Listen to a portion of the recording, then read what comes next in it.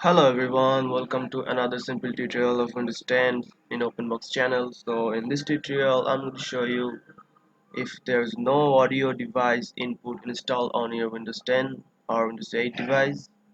So hopefully I'm going to show you how to fix this problem. So first of all you just have to go to the search bar here and search for device manager, and you can see there's device manager here, so open it up. After opening the device manager,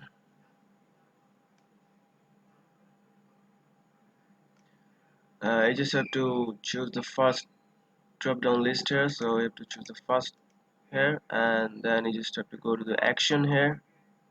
So right click on the first here and then go to action, and you have to choose the add legacy hardware here. Click add legacy hardware, then you just have to click next. Then you have to choose install the hardware that I manually select from the list, so choose that and click next. Then scroll down and you just have to find sound or video game controllers. Here you can see sound, video and game controllers, so choose that and select next. After that you just have to choose next, select next again,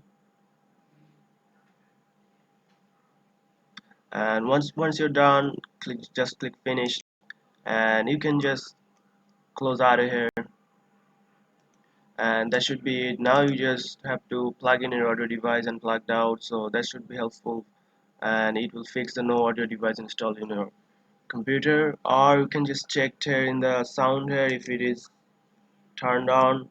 So if it's turned off, you just check here if it is turned on.